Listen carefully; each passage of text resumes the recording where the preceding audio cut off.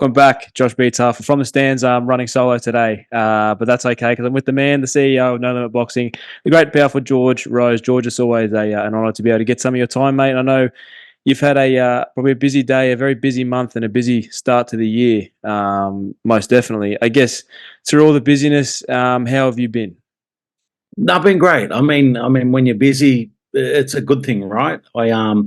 We wanted to start the year with a bang, and to do that, we really filled our plate, and now we've got to got to deliver on it all. So there's been a lot of work going on in the background, but all of it looking forward to what'll be a big start to the year for us in March. 100%. Well, let's sort of touch on that, I guess. First up, March Mayhem, 3 shows here on Australian soil.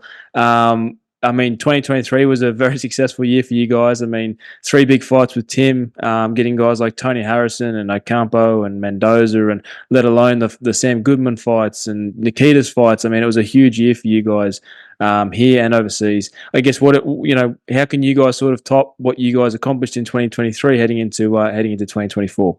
Well, I think that's half of the problem in how we ended up with March Mayhem is knowing how great 2023 was for us.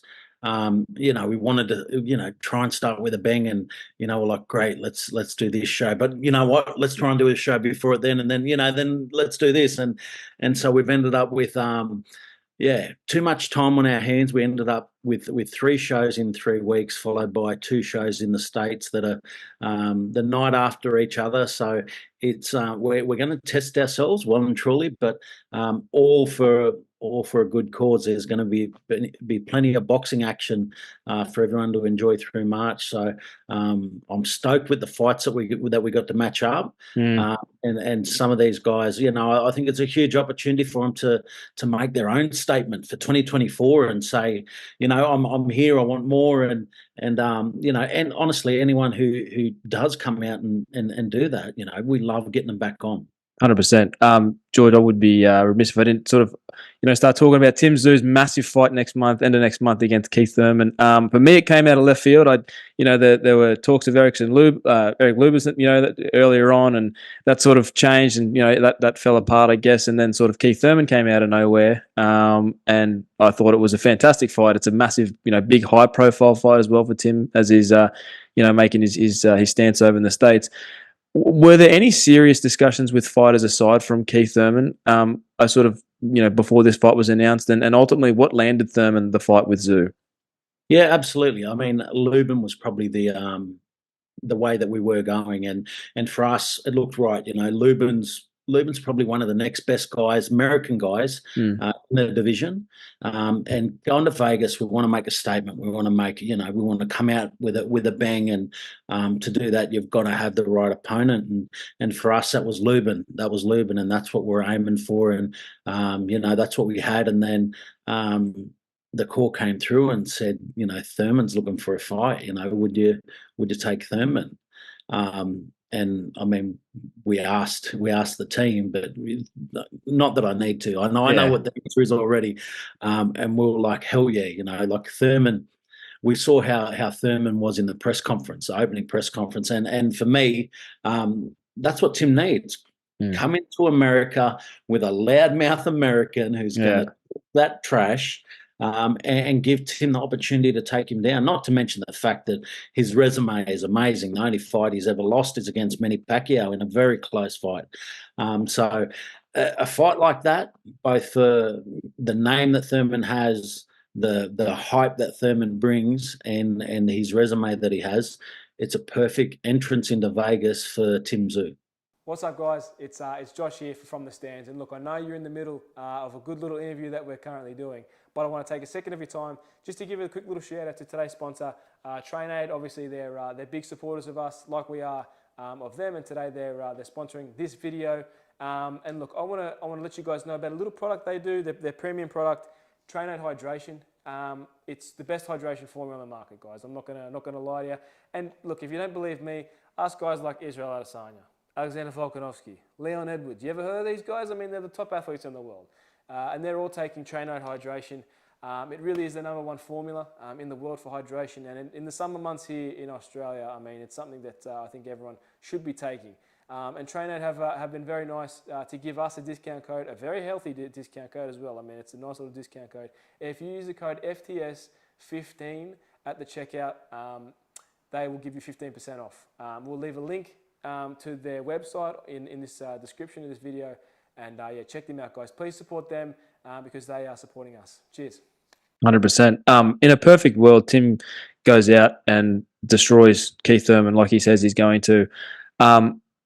I think that puts Tim in a pretty elite category at 154. I mean, we sort of said it last year that, well, more specifically, you said it. If he gets through Mendoza, he is the name at 154. And I think if he can do what he says he's going to do to Thurman, he's putting that down with a bullet, I guess.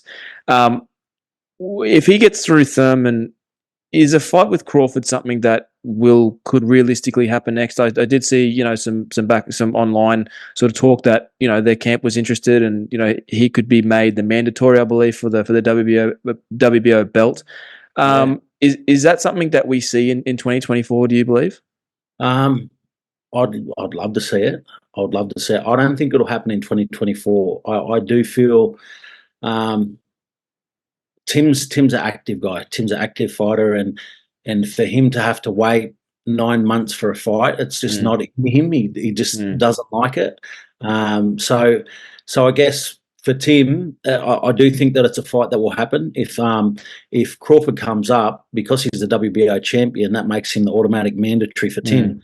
So Tim would have to fight Thurman. Have to fight Crawford, and that's a fight that we'd love to have. Like, these are the fights that we're chasing. We're chasing those fights. We're chasing. Errol Spencer's talking about coming up. If he comes up, Tim Tszyu's the guy to have the fight. There's good fights that are out there, and we just want to line them up as quick as possible. To be honest, it's not a case of sitting on our hands and waiting for that big fight to happen. If they say, yeah, look, the big fight might happen in 10 or 12 months, great. We're going to have another fight before then. We're going to go and try and win another belt, or we'll fight another guy who wants a piece of it, in whether it's in America, whether it's in Australia. I mean, that's the beauty, is that we've showed that we're able to put a fight on in Australia if the option isn't existing in America at that moment. So that's what Tim's always got in his back pocket, where a lot of the US guys, they've got no choice, but they have to wait in line for their opportunity to fight in the US. Whereas for Tim, if nothing's happening over there at the time that we want it, we can easily put it on here in Australia and keep it all rolling, keep him active, keep him ready, keep him fight fit. So then when Crawford rolls around and Crawford's had 12 months on the sidelines and Tim's had 3 fights, it puts us in the best position to take down the pound for pound number one. 100%. If Tim gets through Thurman and then, sort of he keeps making that mark in the States. I know Nikita's not on this card in the States. Obviously, timing-wise, it didn't really work out. Is that something that we could see Nikita following up with Tim for his next fight in the States? Where it's a very tricky juggling act, trying to get Nikita and Tim on the same card. We were lucky enough to do it in March last year and learn a lot from it, I think. But I think going forward, the ideal situation is that they're not on the same card as far as training and sharing Igor's time, everything running smoothly. But if the opportunity's there and they're both ready, the team's happy for it, I'm all for it. I love watching Nikita. I love watching Tim. So you get to see both in the same night. It's still a win for me. So as long as the team's happy and the team can do it, we'd love to do it. Absolutely. Couple last ones from me, George. I always mention this, and I always have to. I'm a proud member of the Gold Coast, and I love the shows that you guys bring up here, especially the ones last year. And I know now that Tim is not here in Australia anymore, and he was the one bringing a lot of these big cards to the Gold Coast. And I know how much you love the Gold Coast. We have a mutual friend, which I'll tell you about off air. And he said that you were here for a few weeks after, and you just love it. Is at any point, the Gold Coast in your immediate future this year in terms of bringing any fights without Tim? I think absolutely. I think for me, the Gold Coast has to be a destination fight at least once a year. At least once a year. I mean, the Gold Coast has proved that people turn up, people love the fights. There's a vibe there. There's a vibe on the Gold Coast, and we've got a great track record up there too with our fighters. So that's another great reason to keep going back there. So it ticks all the boxes for me, and I'd love to make it happen. I think Nikita's a guy who could take a show there. His following is fantastic at the moment. But like I said too, if fights aren't lining up for Tim at the right time, we'll gladly put on a fight back here in Australia anytime that we need to. And so I wouldn't rule that out either. You never know what could happen in the future, but Gold Coast is definitely, it's a fight destination, and we've got to get back there. No excuses. We've got to get back there sometime this year. Good. I'm glad to hear. I'll leave you with this, George. True or false? And I guess a little bit of an explanation why. True or false? Tim Tszyu adds either the WBA, IBF, or WBC belt in 2024. Look, I think true. I honestly think true, and for the same reasons that I just said. So our goals right now are big fights, big names in the States, or winning more belts. So knowing how a lot of these big fighters work, that they're not always available straight away, if that doesn't happen, we will take any belt that's available, or any fight for a belt that's available at any time. Now on Tim's undercard is Sebastian Fundora fighting for the WBC interim while Jamel Charlo's in recess. So that becomes available again. The WBC's out there. The IBF belt is about to be fought for, and then Charlo still holds the WBA. But any of those that become available, any of them fights that become available, they're attractive too. They're just as attractive as a big name fight. Yeah, 100%. George, it's always a pleasure. I know you got to run, so thank you for your time, mate. I love I love you've been sharing the old footage of the glory days. Long live them. I love it. Love seeing it. Long live the glory days, mate. All the best, George, and we'll catch up soon, mate. Thank you for your time. No, thank you. Absolute pleasure. Awesome. Thanks, man.